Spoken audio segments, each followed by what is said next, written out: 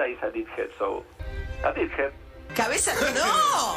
Luz Azul, los mejores lácteos, sortea 100.000 pesos. Esto creo que algún político lo hace, ¿no? Azulina sortea su sueldo. Sortea 100.000 pesos todos los meses. ¿Y es la vaca de Milei? Es la vaca de Milei. Guarda colección de... La inflación, que es un fenómeno multicausal. ¿Qué reputación puede tener este hombre que un día a la mañana dice una cosa, a la tarde dice otra y a la noche dice otra totalmente distinta? Lanata says stupid things about me. La Nata dice cosas estúpidas sobre mí, se está On her poniendo show, yes, picante.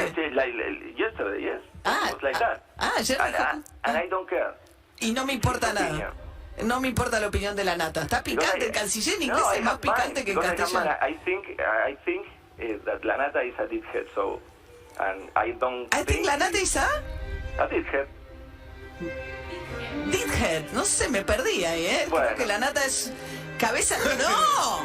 ¡No, no! Pero bueno, I don't think he cares what I think, so it's a free country that.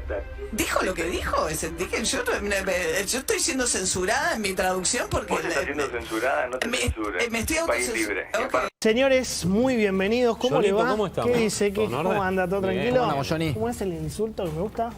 ¿Cuál? El de Cafiero, ¿cómo es? El Dickhead. Dickhead. Ah, Dickhead. ahí está. Dickhead. Qué bien, qué bárbaro. ¿Cómo le va? ¿Cómo anda, diputado? tal, Johnny? ¿Bien? ¿Cómo estás? ¿Todo tranquilo? ¿Qué tal? ¿Cómo estamos? ¿Bien, Javier? Todo Tenés muy bien. libros ahí, viniste Sí, con sí, todo. le traje un presente. ¿para mí? Ah, Bueno, sí, muchas obvio. gracias. ¿Está firmado? Javier Milei, No solo firmado, se el lo he camino dedicado. libertario. Ahí Dedicado. está, muchas gracias. ¿Está dedicado? Obvio. Para Personaje Jonathan 33, Viale, Javier. con gran admiración. Muchas gracias, Javier. Un lujo, un lujo. Ahí está, mira. Firmado y todo. ¿Cómo le está yendo al libro? ¿Bien? Se ve ahí. En 5 días nos llegamos a colocar como 6º libro más vendido de la Argentina. Epa, muy bien, muy Así bien. que parece que el camino libertario está atractivo. Amigo Sucho, querido, ¿cómo estás? Placer saludarlos. No, el placer es nuestro que estés acá. ¿Todo Al tranquilo? contrario, todo muy tranquilo. Estamos complicados, ¿no? Con el nivel de este canciller, o es más profundo que Cafiero. Vos siempre hablás de la crisis moral, ¿no? Yo creo que vos, Johnny, estás marcando este tema y efectivamente me parece que el eje central de Argentina es la crisis de valores morales. Claro. Y lo que vos señalás también, que lo señalaste en tu editorial, es el problema es que estos son amorales, o sea, ya ni siquiera tienen conciencia de ello. Porque digo, si es un inmoral, o sea, es como que está en contra de los valores. Bueno, ok. Digo, en algún momento tiene alguna noción, puede modificar, puede sentir vergüenza. No, ahora no puede sentir vergüenza. Claro. Porque es amoral. Entonces ni siquiera tiene conciencia de lo que hace. A mí me parece que lo de Santiago Cafiero agrediendo a un periodista me parece de una gravedad enorme, porque te puede gustar o no. Es decir, lo que hace un periodista, no te gusta, no le des notas, no hables con él, no sé, lo que vos quieras, pero agredirlo. Pero además esa agresión que trata de esconder todo el escándalo que fue la presentación en Dubái, que eso es lo Claro. importante, digamos. Trata de tapar En vez de el decir, papelón "Mirá, la verdad, me de... equivoqué, Claro. pido disculpas a la gente, estoy vendiendo a la Argentina". A ver, ¿qué hacemos para que haya otro tema que... Claro. Un poquito de humo, ¿no? Igual les digo, eso es lo menos grave de lo que pasó. ¿Lo de Dubái? Claro, ¿Y qué eso es sería? lo menos grave. Es muchísimo más grave que para esa reunión estaba comprometida la reunión del presidente y había un montón de reuniones ligadas a eso Claro. y no fue. Eso es muchísimo más grave, Claro. porque era una reunión donde se iba a tener que estar discutiendo condiciones para que inviertan en Argentina y se bajó, con lo cual eso es un desaire diplomático enorme. Claro. Y bueno, después, a ver, si a Santiago Cafiero le quedaba grande la jefatura de Sí, gabinete, acá, sí. la Cancillería le queda...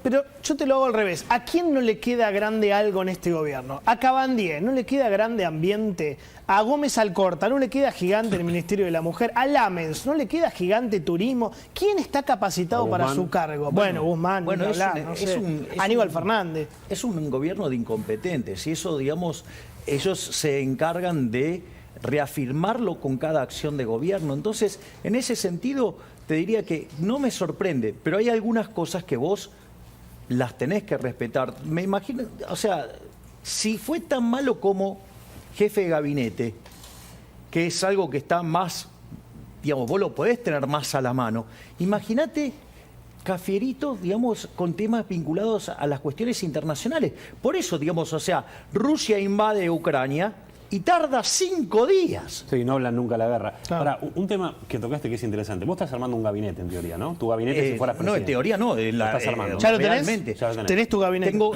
En este momento tengo 4 ministerios armados. Ah, ¿quiénes son? El Ministerio de Economía. ¿Quiénes? No, ¿sabes Ah, que bueno, le van a bueno. volver? O sea, si No, yo te pensé- digo quiénes son. Pero ya el nombre lo tenés. tenés, No, por eso no me lo digas. Pero además es un grupo. Ok. Es más, no este fin de semana, sino el anterior, estuvimos en mi casa discutiendo el diseño del programa económico para volver a O sea, crecer. vos ya tenés un gabinete armado por si sos presidente el Sí, año claro. que viene. Es Bueno, que pará, me ¿cómo parece una pensás? ¿Cómo los irresponsabilidad no elegís? tenerlo. ¿Cómo los elegís? ¿Cómo pensás? ¿Ya es un fun- amigo? No, es en función del profesionalismo. Es decir, son personas por las cuales tengo mucho respeto intelectual y por ende, digamos, por eso los incorporo. Claro. O sea, entonces, para volver al tema, estuvimos, por ejemplo, 11 horas discutiendo y 3 horas la aplicamos a la discusión de la dolarización. Claro. Es decir, porque desde mi punto de vista hay que ir contra el Banco Central, hay que eliminarlo. Tu guerra contra la inflación es eliminar el Banco Y Central. dolarizar, ¿no? Bueno, en realidad el proceso, no sé si les interesa, pero son 4 etapas. Primero lo que vos tenés que tener es un sistema financiero que sea anticorridas. Entonces, eso la teoría económica lo conoce, se desarrolló durante la década del 30 en la Universidad de Chicago por 8 economistas, se llama banca Simons. Vos lo que haces es separar el almacén de valor, que es como si fuera una caja fuerte, vas, vendés, pues, pagás un fee, tenés los billetes ahí, te sacás fotos si querés, lo abrazás, hacés lo que quieras. Y la banca de inversión, que es como el mercado de capitales. Y entonces, ¿qué pasa? Cuando vos tenés un problema de malas inversiones, ¿cómo se recicla? Vía precios. Por lo tanto, queda encapsulado entre el portfolio manager, ¿sí? O el que maneja, digamos, el fondo, y los que invirtieron ahí, pero no se sociabiliza la pérdida. Una vez que vos tenés eso, te puedes ir a un sistema de banca libre, hacer que compitan y que el que la hace la paga. O sea, el que administra mal paga el costo. Vos ahí lanzás una competencia de moneda. Los argentinos ya eligieron la moneda, el dólar. Sí. Bueno, una vez que se decidió eso, vos los activos del Banco Central los liquidás contra sus pasivos y después los cerrás. Y se acabó la inflación. Estás dolarizando la economía. La elección de la moneda es libre. Está bien. Pero De facto, de hecho. Al tiempo ahorrar en peso, exactamente. ¿no? Si Claro. vos podés comprar dólares. No ¿quién va, ahorra en no peso? va a aparecer, no, desaparece el peso, porque vos liquidás la base monetaria contra las reservas líquidas y los títulos contra nuevos títulos públicos. Ah. Para, digamos, para limpiar el balance del Banco Central. Que dicho sea de paso, perdón, Sí, lo somos cuando mucho. vos mirás las LELIQs, en el fondo son la contracara de qué?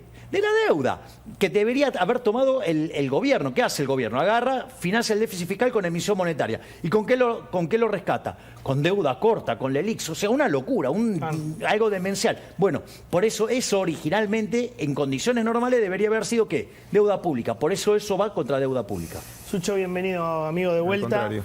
Primero vuelvo un poquito para atrás, si coincidís o no que falta capacitación en todo, en el Estado, en el periodismo, en el sindicalismo. Si en muchas áreas no todos estamos preparados, mira, me meto, y después voy a la economía. Sí, déjame Sí. un segundo, elogiar un segundo a Javier en algo. Lo conozco hace muchos años, somos amigos, y yo me acuerdo cuando le pregunté por qué te vas a dedicar a esto, a mí no me gusta y no estaba de acuerdo en lo que iba a hacer, y porque lo quiero además, me dijo, yo voy a dar una batalla cultural, Claro. y que es un poco, supongo, la bandera. ¿Y por qué uso esta introducción? Porque finalmente es un tema muy profundo cultural. Primer discusión, que la discuten y manifiestamente la discuten, meritocracia. Meritocracia. Ellos Entonces, te la tiran abajo. Y ellos dicen, no sirve la No meritocracia. sirve, ¿no? Déjame dar un ejemplo, hijo. Voy a meter a la gente en el medio y sé que voy a quedar muy mal. Cuando yo vine a vivir a Buenos Aires teníamos un equipo de fútbol de marplatenses. Se llamaba Swing de Mar del Plata y jugábamos una división que se llamaba FACME y jugábamos Swing de Mar del Plata. Sí, claro. Todo como yo. Perdíamos todos los partidos. Todo enganche. Todos. 4-0, 5-0. Todos 7-0. Julián Álvarez. Todos, así. Sí, sí. Nada. Entonces, un día íbamos todos los sábados, perdíamos todos los sábados y estábamos en la última categoría y no había descenso porque estábamos en la última categoría y siempre últimos. No se podía bajar más. Entonces un día nos abrazamos y dijimos, che, reforzamos el equipo. Perdemos todo el sábado para perder todos los partidos 4-0. Y cuando dijimos reforzamos el equipo, pará, entonces me tengo que quedar afuera yo. No, sigamos entre amigos. Entonces íbamos siempre últimos, pero jugamos entre amigos. Una cosa es jugar y otra cosa es algo de amigos. Yo creo que los puestos en Argentina, en muchos lados, pasa, quizás no soy quien para hablar de Por eso. eso le preguntaba si iba a meter a los amigos. El gobierno es un club de amigos. En muchos ámbitos, en muchas instituciones se llega por militancia. El Poder Ejecutivo es la consecuencia, pero no es que es muy distinto a otros poderes. Porque un gobierno son tres poderes. El judicial también. Judicial, legislativo, ni que hablar.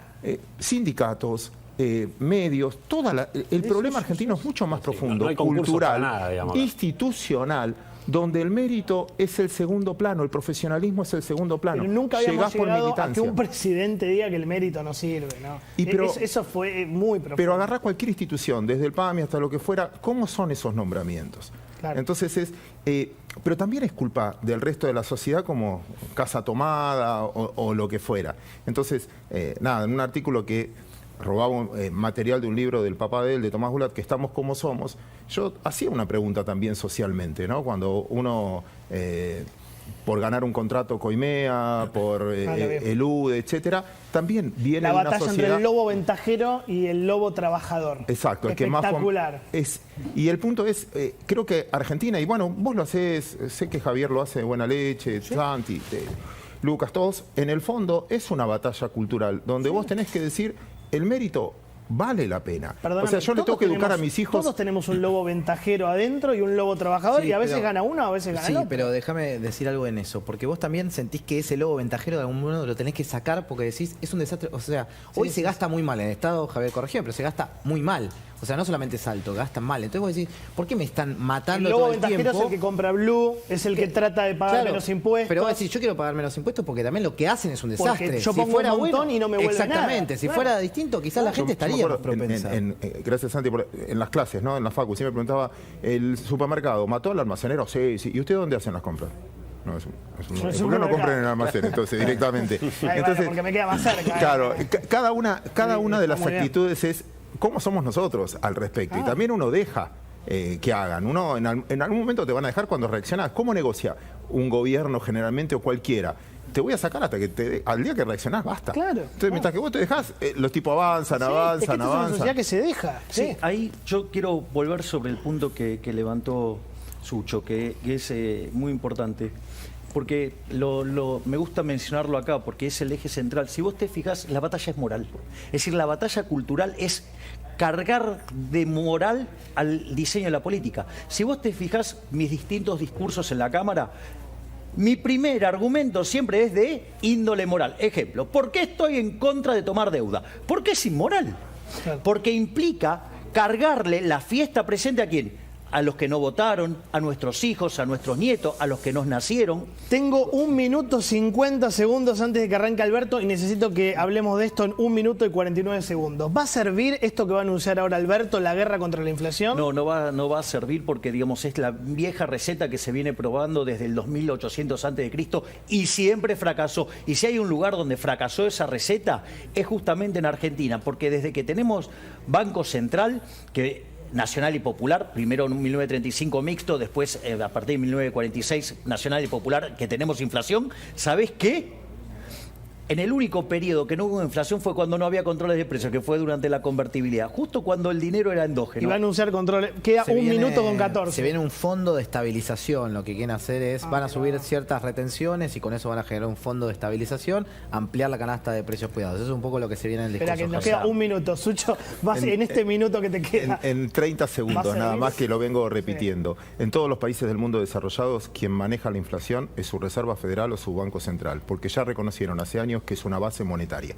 Subiendo la tasa, no conozco país que resuelva la inflación por la Secretaría de Comercio. Claro, o sea, la conclusión es, para mí no estaría sirviendo. Vamos a ver lo que anuncia. ¿Qué más? Los primeros datos, y lo hablábamos con Javier antes, los primeros datos de las 2 semanas de marzo, todavía no se conoce, está cerca de 5,6% la inflación. O sea, me parece que es una guerra que empieza con un pie, con la pólvora mojada. 27 segundos. No tiene chance de que funcione porque niegan la naturaleza monetaria de la inflación. inflación y además los controles de precios van sobre el nivel, no sobre la tasa, y la inflación es la tasa, y además vulneran los derechos de propiedad, con lo cual además lo que va a generar es desabastecimiento, escasez y mayores precios. Te quedás, habla Alberto, vos te libero porque tu mujer me mata.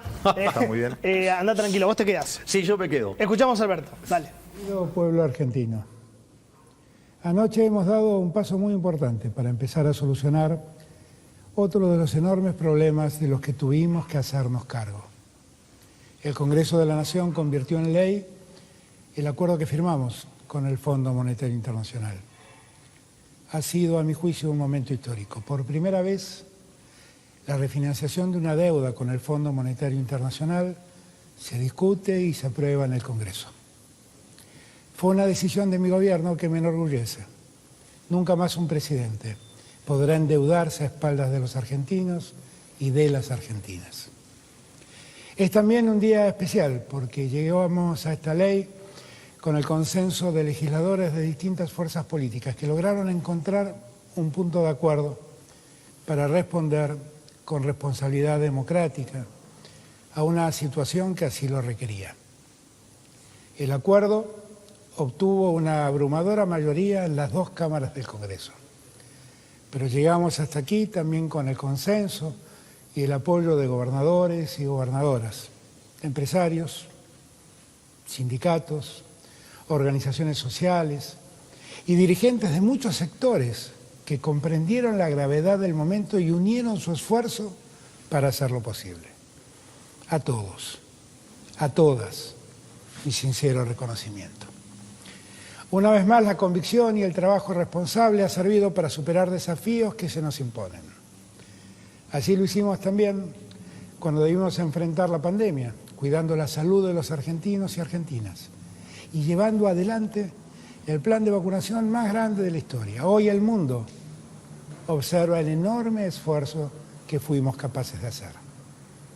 De la misma manera, estamos actuando cada día en pos de la recuperación de la economía que viene demostrando un crecimiento sostenido del empleo registrado, de la producción, de las exportaciones y también del consumo.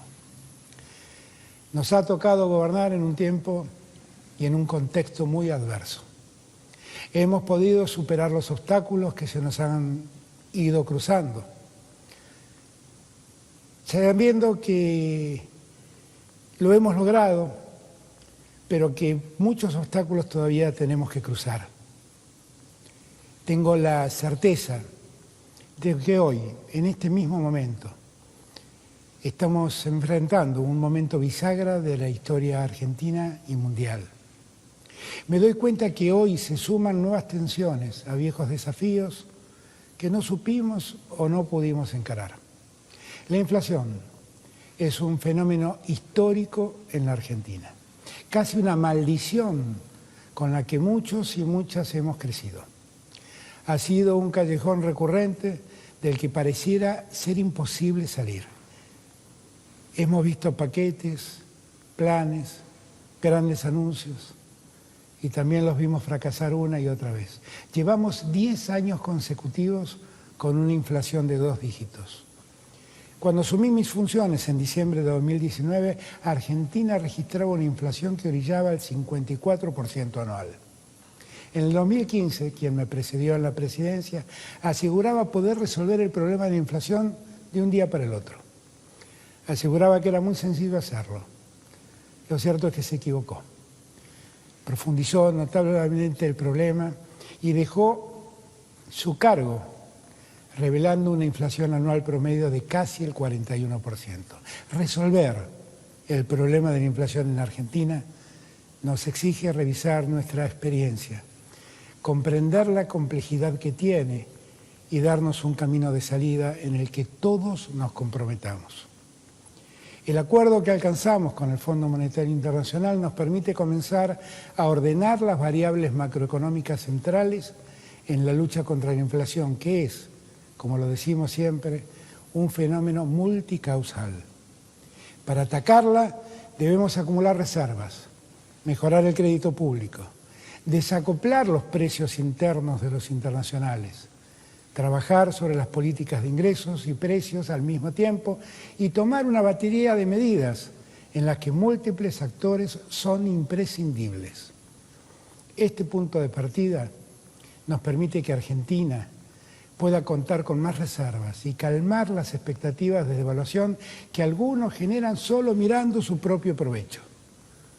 Fortaleceremos nuestras reservas y podremos terminar con los que siembran expectativas devaluatorias que solo aceleran la inflación. El acuerdo también nos permite mejorar la posición de nuestro país con el resto del mundo y fortalecer proyectos de inversión que ayuden a la inserción de nuestras empresas en el mundo global. En estos 2 primeros años de gestión, en cada país que visité, se encargaron de advertirme la importancia que tenía que Argentina tuviera regularizada su deuda con el Fondo Monetario Internacional. Eso era necesario para que las empresas argentinas pudieran acceder al crédito. Ahora podemos desatar todas las oportunidades productivas que nuestro país tiene. Además, podremos financiar el gasto de capital de nuestro gobierno con organismos internacionales y bilaterales, así como también seguir fortaleciendo el financiamiento interno. Esto nos permitirá depender menos de la emisión monetaria y hacer de nuestro Banco Central una mejor fortaleza. Por eso, sé que esto no será suficiente. Necesitamos también fortalecer las expectativas. Esto solo lo conseguiremos si somos capaces de sentarnos en torno a una misma mesa, construyendo los entendimientos necesarios para construir el futuro. No podemos hacerlo mientras sigamos viviendo en un país en el que algunos, por las dudas, suben los precios con total desdén. No podemos seguir permitiendo que algunos aprovechen un momento de excepción para acumular ganancias en desmedro de la sociedad argentina. Para enfrentar esta batalla necesitamos del compromiso de todos y de todas. Este problema nos afecta como conjunto social que somos. Afecta a las empresas que no pueden planificar, pero también afecta a los bolsillos de las familias que no pueden llegar a fin de mes. Un problema que es de todos se resuelve entre todos y todas. Debemos ser parte de la construcción de la solución. Además, en las últimas semanas, otra situación se ha agregado para agravar este contexto inflacionario. El mundo se ha visto convulsionado por un hecho muy desgraciado. Todos los días vemos imágenes televisivas de la guerra con su muerte y su devastación. Esta guerra afecta básicamente al país que sufre esta agresión y a sus habitantes. Allí están las principales víctimas, pero el impacto de la guerra se extiende bajo otras formas a todo el mundo. Es importante que sepamos cómo nos afecta esta guerra. Sus consecuencias ya están en Argentina. Rusia y Ucrania son 2 países muy importantes en la producción mundial de cereales. Proveen casi el 30% de las exportaciones mundiales de trigo y cerca del 80% de las exportaciones de aceite de girasol. Entonces el conflicto termina afectando al mundo entero porque afecta a la producción de materias primas centrales en nuestra alimentación cotidiana. Estoy hablando de la harina, del pan, de los fideos y decenas de alimentos que consumimos en nuestra vida cotidiana. Por eso, rápidamente todos los países comienzan a procurar proveerse de ese bien y los precios rápidamente comienzan a subir. Hay un dato que les permitirá dimensionar la gravedad del problema. La tonelada de trigo costaba antes del 20 de febrero, el día en que estalló la guerra, menos de $300. El inicio del conflicto generó una alza inusitada que lo llevó a niveles récords. En la historia mundial nunca el trigo llegó a costar lo que costó en estos días, alcanzando valores superiores a $400 la tonelada. Ningún país escapa a semejante escenario, tampoco la Argentina. El precio interno del trigo que se utiliza para el pan, que se estaba comercializando en torno a los 26.000, 27.000 pesos por tonelada antes del 20 de febrero, se elevó rápidamente a valores superiores a los 30.000 pesos apenas iniciado el conflicto. Y en los últimos días hemos visto que superan los 35.000 pesos por tonelada. Esto claramente nos afecta y se suma a los muchos problemas que ya tenemos y que ya todos conocemos. Yo sé que sería absurdo cargar en la guerra la culpa de nuestra inflación, pero la verdad es que la guerra está incidiendo negativamente y causando mayores problemas. Tengo el deber de advertirles que este contexto internacional complica más las cosas. La inflación es un serio problema para los argentinos y las argentinas. Ese problema, la guerra, lo agrava. He escuchado decir que Argentina no debería tener problemas por ser un país productor de alimentos. Ojalá fuera así. Nosotros producimos muchos alimentos que consumimos en nuestros hogares, pero la formación de sus precios no depende enteramente de nosotros. Estos se forman en los mercados internacionales cuyos valores han trepado y seguirán haciéndolo, y consecuentemente ya están presionando sobre los precios internos. También he oído decir que esta guerra representa para la Argentina una oportunidad. Yo creo que una guerra, sin importar dónde ocurra, jamás puede volverse una oportunidad. Una guerra es siempre una mala noticia, una tragedia, desde lo humano, pero también desde lo social y desde lo económico. Desde el punto de vista humanitario, ya lo hemos visto con las crudas imágenes que provienen desde Ucrania. Desde lo social, lo vemos con la enorme crisis migratoria desde sus países vecinos. Y desde lo económico, las consecuencias ya empiezan a hacerse ver. Es por ello que, como presidente de la Nación, tengo la obligación y la responsabilidad de proteger de esas consecuencias económicas a la mesa de los argentinos. Nuestro objetivo debe ser, por un lado, garantizar la provisión de insumos para que la cadena de abastecimiento se cumpla y, por otro, asegurar que los precios de los productos de consumo más relevantes sean accesibles para todas las familias argentinas. En nuestro país, ninguna familia sobra y, por lo tanto, ninguna familia puede quedar sola. No voy a permanecer pasivo ante esta situación. No hacer nada tendría consecuencias muy claras. El aumento del trigo haría que aumenten los costos de producción del pan, de los fideos, de la harina que millones de argentinos y argentinas consumimos. Y no se tratan de aumentos que lamentablemente padecemos debido al desorden macroeconómico que nos tocó afrontar, sino de un impacto que golpearía aún más a los hogares con subas inusitadas en la canasta básica. He tomado una decisión para proteger a los argentinos y argentinas de este fenómeno inesperado y que ojalá sea transitorio. He decidido constituir un fondo de estabilización con el objeto de evitar el traslado de esta suba del precio internacional al precio que pagan los argentinos y las argentinas. He instruido a mis ministros para que tomen las medidas necesarias y ellos serán los encargados de comunicarlas a partir de mañana. Garantizar el pan en la mesa de argentinos es fundamental y está en el centro de las decisiones que estamos tomando en esta emergencia. Pero es apenas una parte.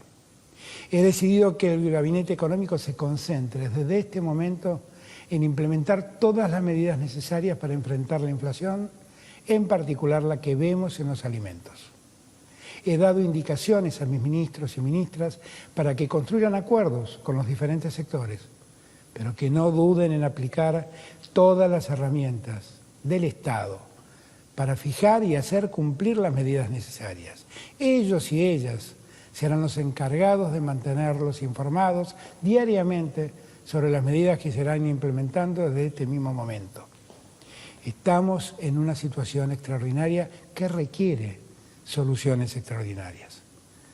Por eso convocaré desde este lunes a los representantes de los sectores productivos, empresarios, trabajadores formales y de la economía popular, representantes del campo y el comercio, la pequeña y mediana empresa y la sociedad civil, para que juntos hagamos una mesa de acuerdo que nos permita diseñar un mañana en la lucha contra la inflación. Confiamos en encontrar acuerdos que ayuden a bajar la inflación y a garantizar el aumento del poder adquisitivo de los salarios.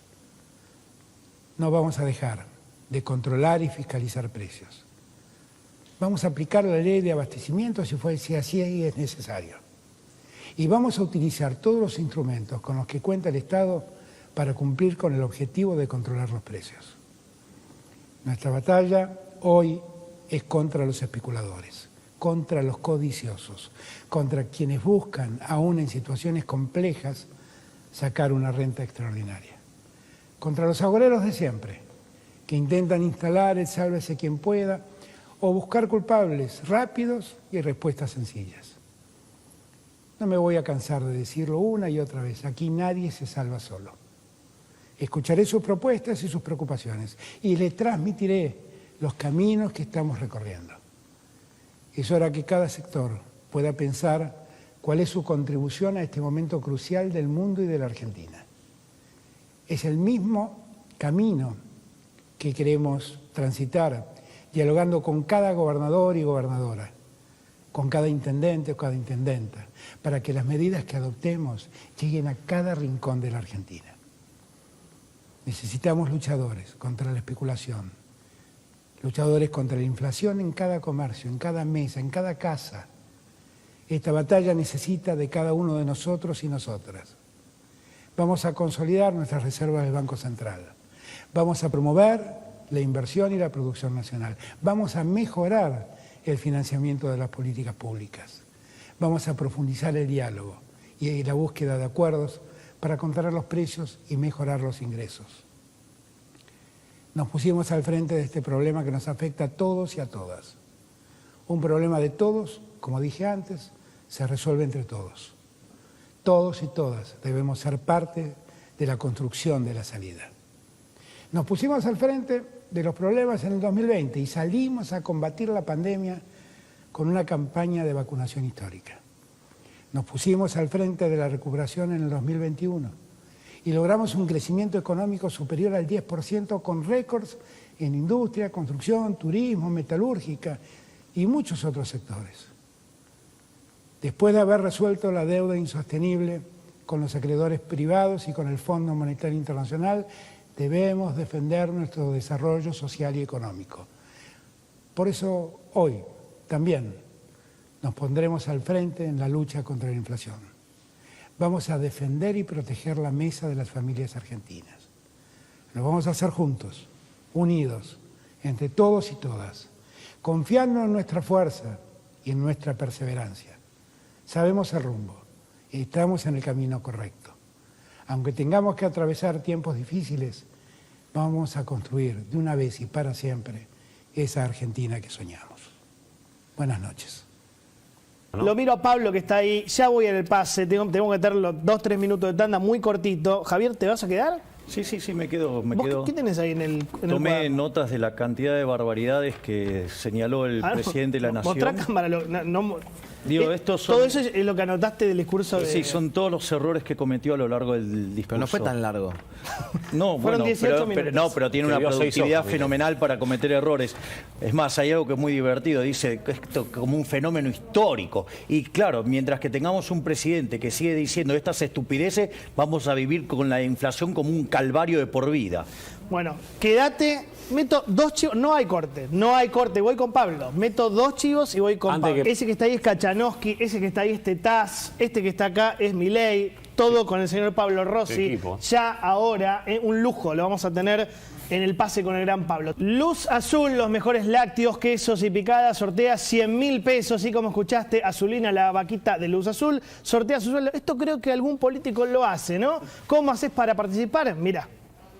Azulina sortea su sueldo. Sortea 100.000 pesos todos los meses. ¿Cómo participar? Simplemente descargando el app de Luz Azul y hacer un clic. Quédate con lo que te hace bien. Quédate con Luz Azul.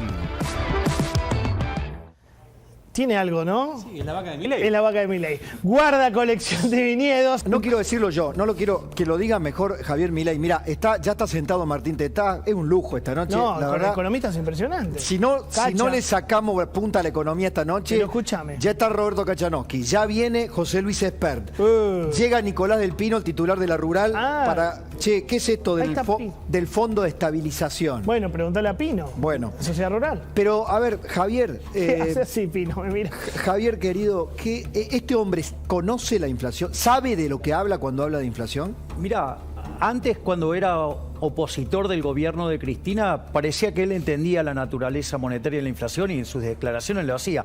Ahora parece que se olvidó. O sea, yo tengo una lista de errores conceptuales que cometió. Por ejemplo, una de las cosas que arranca, la primera reflexión que hace en la inflación le echa la culpa a Macri, ¿no? El lápero Macri, sin mencionarlo. Bueno, lo de siempre. Pero lo primero que habría que decirle es que la emisión monetaria y la inflación, hay un rezago de 18 meses. Usted emite ahora, el impacto está dentro de 18 meses. Digamos, no es fijo, pero digamos más o menos la regularidad empírica para Argentina.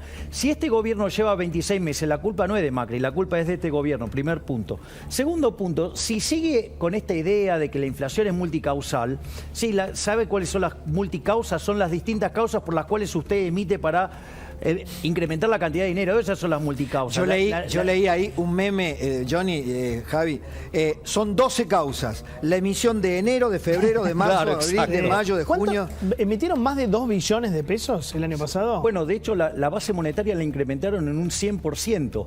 Y no solo eso, sino que además, desde que están... Además, aumentaron 300% lo que son los pasivos monetarios, que es la emisión monetaria esterilizada. Entonces, cuando vos mirás las expectativas de inflación, vos estás mirando todos esos pasivos monetarios que sabés que en algún momento se van a convertir en base. ¿Vos te acordás del famoso plan Platita? Que cuando pierden la elección de las PASO se desesperan y Goyán dice hay que poner más platita y tiran bicicleta, calefones, un montón de plata. Bueno, si vos recordás, en aquel momento nosotros presentábamos que los números de diciembre ya iban a venir con mucha emisión, muy abultados y además, además superaron las expectativas de lo que terminaron emitiendo. Es decir, entonces... O sea, hoy estamos pagando ese plan Platita. En realidad estamos pagando no solo ese plan Platita, estamos pagando, lo que venimos haciendo desde hace años, pero en especial este gobierno está pagando sus propias consecuencias. O sea, todo lo que pasó de 18 meses para acá es todo culpa del gobierno. Claro. Es decir, el gobierno emitió, el equivalente de 11 puntos del PBI en estos 2 años. Quieras o no, se te va a traducir en inflación y eso lo estás viendo. O sea, vos lo ves, por ejemplo, el último dato de inflación, ¿no? El 4,7. Si vos tomás los últimos 12 meses, venís al 53% con la inflación. Sí. Si tomás el último bimestre y lo anualizás, que ese 8,8, ya estás en el 65. Si tomás el último dato y lo anualizaras, ¿en cuánto para estás? estar mirando la aceleración, estás en torno al 75%. Ahora, si vos, ¿sabés qué, Johnny y Javi? Vos sabés que en la Casa Rosada, en el kirchnerismo, decían, este hombre se va a inmolar de nuevo, o sea, este hombre la va a chocar de nuevo. Este hombre es el presidente. ¿Por qué este hombre? ¿Por qué? Porque hace estos anuncios que no terminaron siendo, veremos mañana, pasado mañana, hoy no hay nada, no hay ningún anuncio hoy, y la inflación de marzo va a ser superior. Sí, claro, Entonces, va a anunciar algo que va a caer en saco roto, porque la gente en marzo va a tener la percepción de que la inflación sigue y nada de lo que están decidiendo ahora va a ayudar a bajarla. Ahí te demuestra lo que te digo, que se sobregiró, porque él no se da cuenta que va a anunciar una guerra que al mes siguiente la va a perder. Porque, como bien decís vos, la inflación de marzo va a dar 5. Exacto. Venimos de 4,7, va a dar 5. Suerte. Hoy alguien me dijo 6 y que ya... Sí, no sé, va a dar mucho, Entonces, el primer resultado de la guerra, la primera batalla la pierde. Sí, ¿qué vas a hacer ahora? A ver, recién cuando se iba Sucho, esto la vamos a seguir, así que después le voy a preguntar a nuestros invitados, le diría, me voy a comprar pan. Sí, hay que toquear pan. Hay que toquear pan. ¿Por qué? Porque va a faltar. Porque va a faltar. O sea, cuando habla del mundo y del desafío mundial, ya no solamente tenés el desafío por aumento de precio, por la presión inflacionaria, también por la escasez. ¿Sabés cuánto porque subió? No va a haber qué comprar, ni siquiera vamos a tener los dólares para comprarlos. ¿Sabés cuánto subió el pan en la gestión de Alberto? 200%. 200 desde que Alberto Fernández es presidente. ¿Sabés cuánto subió el asado? 217%. Bueno. ¿Dónde está el asado? ¿Dónde está la mesa de los argentinos? Johnny, todo chamullo. Johnny, de lo único que habló, los alimentos, el pan, los alimentos. Perdón, ¿cómo? En la era de Alberto, en los 26 meses de Alberto, la inflación acumulada fue del 123%. Exacto. ¿Cuál fue el rubro que más aumentó? Prendas de vestir y calzado, 179%. ¿Y qué va a hacer con eso? ¿Va a ser un fideicomiso para bajar el precio de los textiles y del calzado? Claro, hay que hacer un fideicomiso para todo. Restaurantes y hoteles aumentó el 149%. ¿Qué va a hacer? ¿Otro fideicomiso? Otros precios máximos, va a aplicar control de precios. Recreación y cultura es el tercer rubro. Aumentó 141%. Recién ahí llega alimentos con 132%. ¿Te cuenta que no entiende? ¿Sabes lo que estaría bueno poner? Yo, perdón a la producción si le hago lío, ¿no?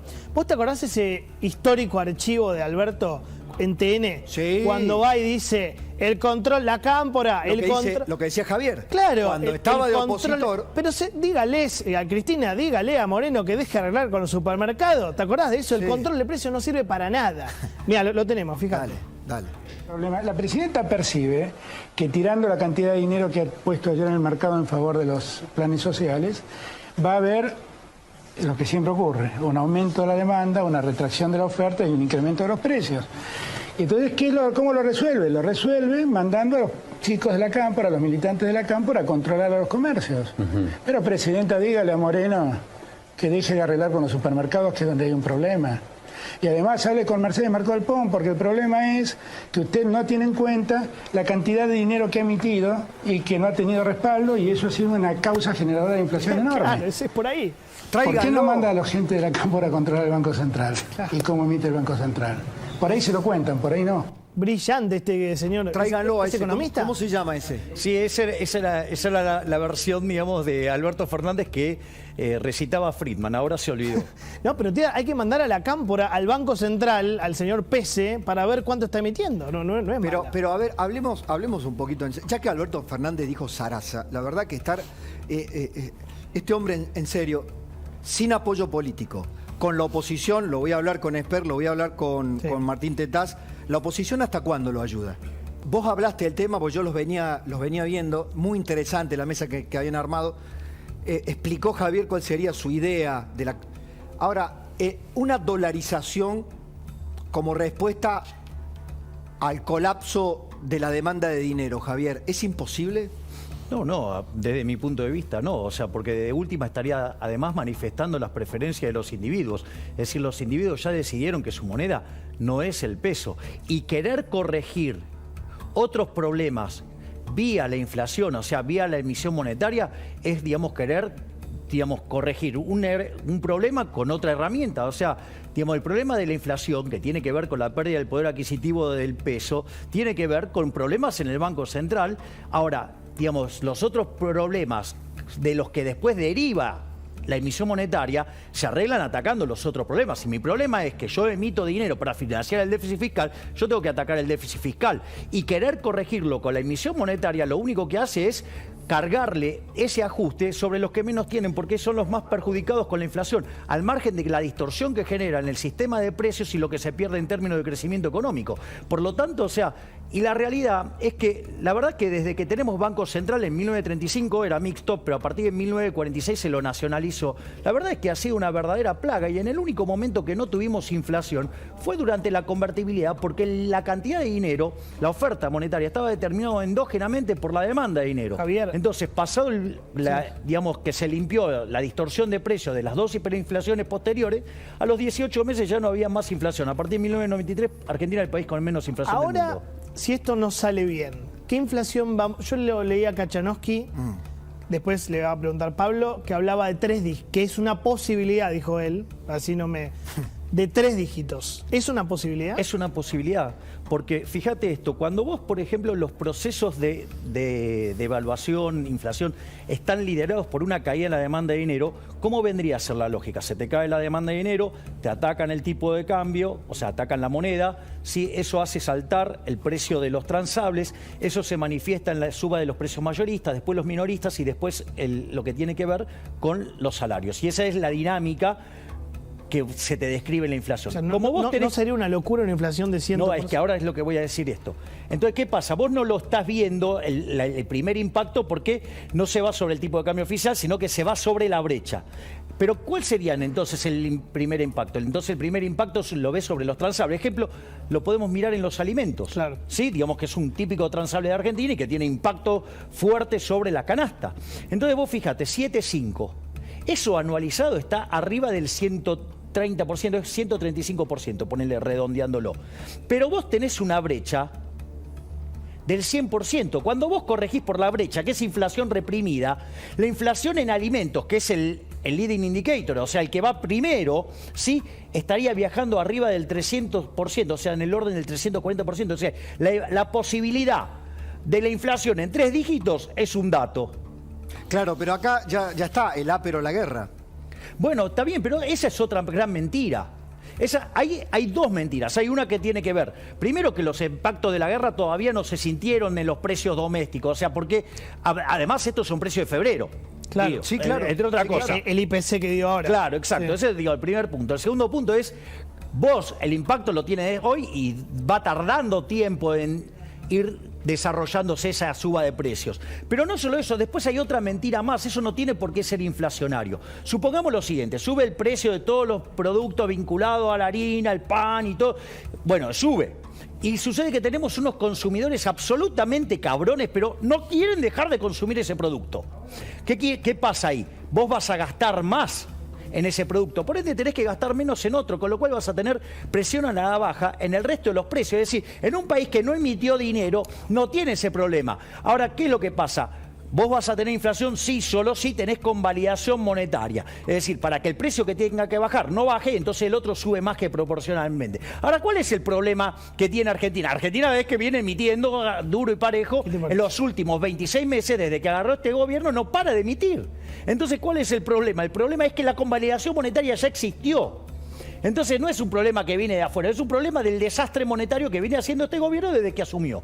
Bueno, la última, Javi, porque además Johnny se tiene que ir. Yo me quedo con esta mesa. Vos tenés una mesa impresionante, sí. En serio. Todo esto que estamos hablando, ahora le vamos a preguntar a Martín Tetá, le vamos a preguntar a Roberto Cachanocchi, lo estoy esperando a José Luis Esper, que ya llega, a Nicolás Pino, toda la parte del campo. El campo está en asamblea, todavía no hay corte. Sí, me llegaron videitos de tractores, ¿viste? El campo está en asamblea. Sí. Ahora, Javier,